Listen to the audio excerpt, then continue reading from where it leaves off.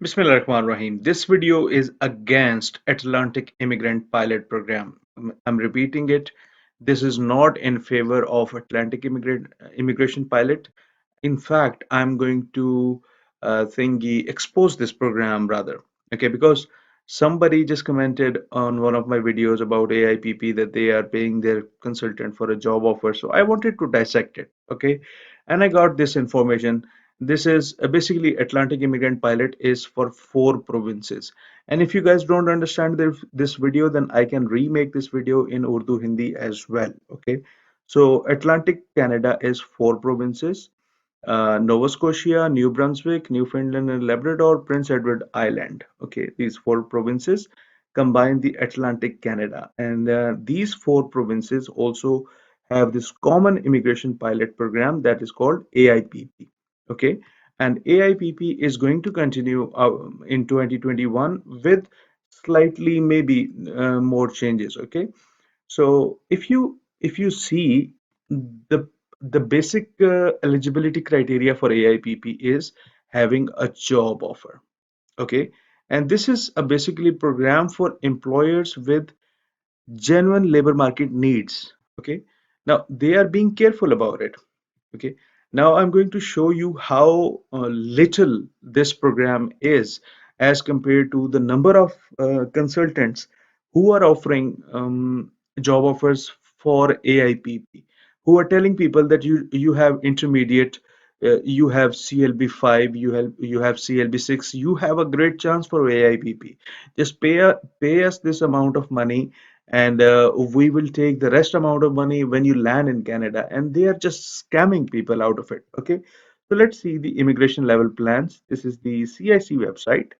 Supplementary information for the year 2021. Let me take it a little bit higher. This is 2021. Okay, and this is AIPP. Okay, and you can see that in 2021 they have a target of 6,000 AIPP permanent residencies. Okay, so these 6,000 PRs do not mean that 6,000 people will be getting an individual invitation from AIPP. Okay, because people, if I am applying for Canadian PR, I have 4 family members. Okay, most of the people who are married, they have kids. The number is 2 or 3 per application. Okay, so it is safe to assume if we divide this 6,000 number by 2, because we can assume that for every application there are 2 persons behind that application who will get PR. So that means 3,000 applications will be selected, will be 3,000. Okay, I'm maybe confusing it too much for you, but let's just keep it with 1.5. Okay, so 6,000 divided by 1.5% per application. Okay, this is what we're going to get. So that leaves us with 4,000 invitations, 4,000 nominations that are going to come from AIPP. Okay, and if you check Alberta Immigrant Nominee Program, which is a small program when compared to British Columbia, when compared to Ontario, when compared to Manitoba, Alberta is a smaller program. Okay, and still they had 6,250 nomination allocation for the year 2021. Okay, so this is nomination. Now I know a person who got his wife selected at 390 CRS, and they have 2 kids as well. So the family of 4 will be going to Alberta on one nomination. Okay, so like this number can easily be multiplied by 2, and that will be the number of people who will be getting PR through Alberta, okay, in the coming months or in the coming year. Okay, so that is the basic thing about it, that AIPP is even smaller than Alberta. It is it is 50% of Alberta Immigrant Nominee Program. Okay, so this is such a small program. This is such a small program. So that is one point cleared. Okay, it is a small, very, very, very small program. And if you look at the low range, they like IRCC might select might give 3,300 PRs to people through AIPP, 3,000 in 2022, 3,500 in 2023. So this is at the lowest range because having TR to PR pathways, because having Afghan refugee situation, we can assume that some of these numbers will go towards the lower end. Okay, but I'm not talking about that. I'm talking about the target. Okay, so keeping 4,000 people. Now I take you here. This is the first bunch of numbers, a bunch of people who AIPP will obviously target. Okay, because these are LMIA exempt work permit holders. Okay, and these people include PGWP, people who have completed their education from Canada and they have received a postgraduate work permit, whether it is 1 year, whether it is 2 years. Okay, the second category is spousal open work permit. Okay, that could be about a student whose spouse is there in Canada and that spouse can get spousal open work permit. Okay, third category that they are going to target the most is working holiday visa. Now, working holiday visa is available for some countries, but not for South Asian countries. Okay, intra-company transferee. Okay, this is the fourth category of people who will be targeted at first because if an employer targets these four categories, they are not required to demonstrate recruitment efforts.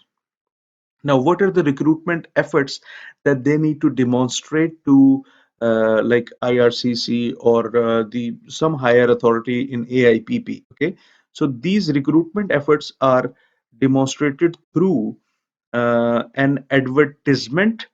Okay, uh, a, a copy of job advertisement that appeared in three different publications, one being national in scope. So they have to advertise their job within Canada at the national level as well as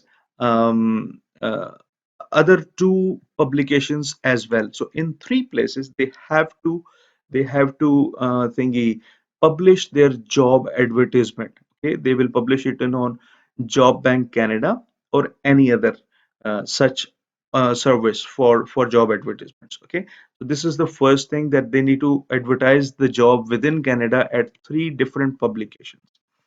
Okay, all three advertisements must occur in the 6 months prior to the date of the job offer to the applicant.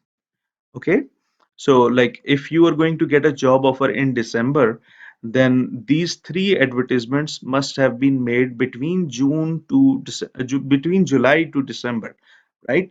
So this is another requirement, and each advertisement must be publicly available for no less than 4 consecutive weeks. I mean, they have to keep that job open for 4 consecutive weeks, and I mean, they are actually looking for people within Canada. That's the point.